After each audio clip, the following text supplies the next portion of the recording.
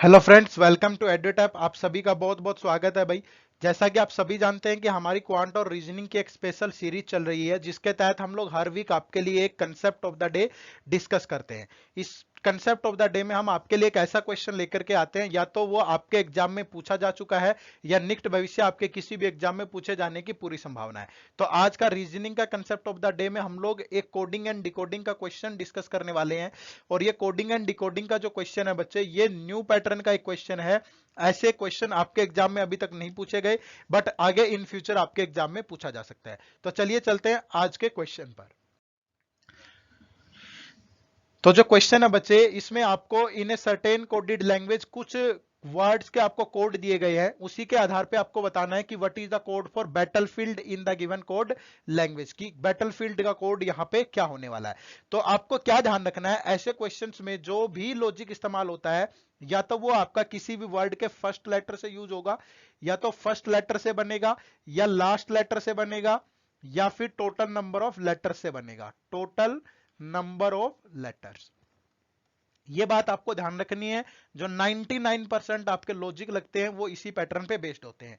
कोई भी वर्ड आपको उठाना है, या तो उसके फर्स्ट लेटर से, या लास्ट लेटर से, या number of total number of letter से, या बीच में जितने भी लेटर दिए होते हैं फर्स्ट सेकंड, बहुत बार अगर अच्छे लेवल का क्वेश्चन होगा तो वहां से भी उठा के देख लेता है। ठीक है, तो अब हमें देखना है कि पहली, अगर हम लोग लाइन में पहली स्टेटमेंट में अगर चेक करें कि work the graveyard shift is written as this, तो यानी कि हमें पहचानना है कि यहाँ पे क्या लॉजिक यूज हुआ होगा। तो मैंने क्या किया, सबसे पहले इन सब की प्लेस वैल्यू लिख ली। सॉरी, आपको एक वर्ड उठा लो कोई भी, जैसे मैं टी उठा लेता हूं।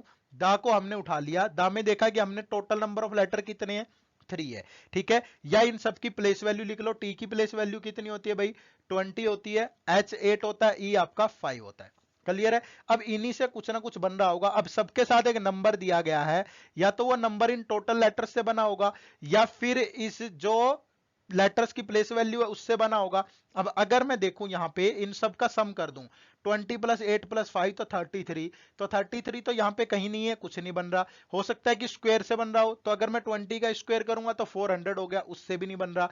तो हो सकता है कि ये जो नंबर आया है ये टोटल नंबर पे बेस्ड हो। अब अगर मैं 3 से देखूं तो 3 भी कहीं नहीं है, तो हो सकता है कि इस नंबर के स्क्वायर या क्यूब से बन रहा हो। तो अगर मैं 3 का स्क्वायर करूं तो मुझे 9 मिल जाता है यहाँ पे, यानी कि ये स्क्वायर से बनाया गया है। अब मैं दूसरे लेटर से भी चेक कर सकता हूं, दूसरे वर्ड से। देखो शिफ्ट में कितने लेटर हैं, 5, तो 5 का स्क्वायर करूं तो मुझे 25 मिल गया यहाँ।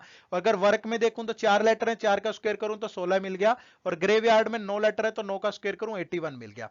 तो मतलब हमें एक लॉजिक मिल गया कि ये इसी से बनाए गए हैं। तो मतलब हमें दा की कोडिंग किससे हुई होगी, यू एंड 09 से हुई होगी। तो अब जो 09 आया ये तो टोटल नंबर ऑफ लेटर्स का स्क्वायर करके आया है।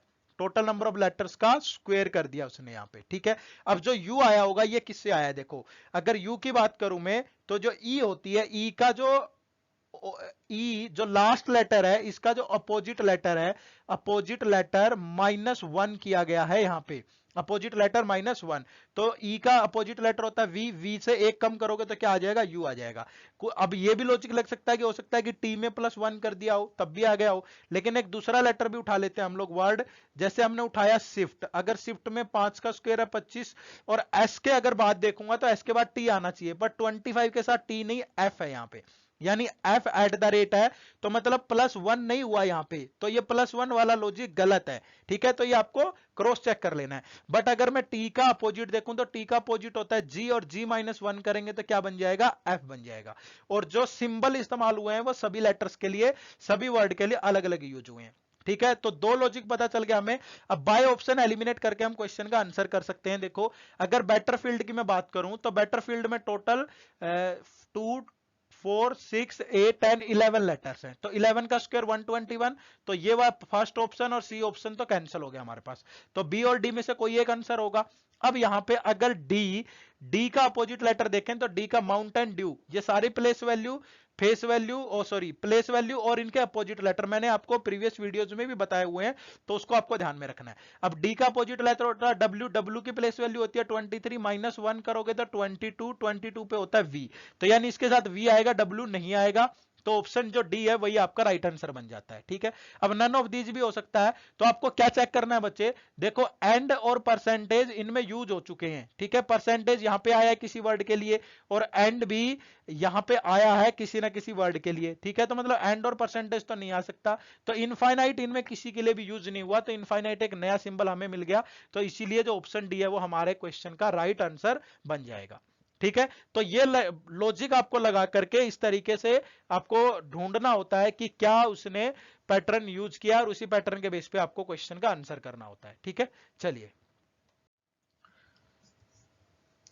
तो थैंक यू वेरी मच, आप सभी का बहुत बहुत शुक्रिया। उम्मीद है आप सभी को अच्छा लगा होगा, और अगर ये पसंद आया आपको तो आप लाइक और शेयर करना ना भूलें, और अगर आप हमारे चैनल पे नए हैं तो आप एडोटैप को सब्सक्राइब कर लें, और किसी भी कोर्स के रिगार्डिंग आपकी कोई भी क्वेरी है तो आप 8146207241 पे हमें कॉल कर सकते हैं, या hello@edotap.in पे जाके हमें मेल कर सकते हैं, या हमारे कोर्सेज के रिगार्डिंग कुछ भी आपको चेक करना है तो आप www.edotap.co.in पे जा सकते हैं। ठीक है, तो चलिए फिर मिलते हैं नेक्स्ट सेशन में एक नए कंसेप्ट के साथ। थैंक यू वेरी मच, आप सभी का बहुत बहुत शुक्रिया।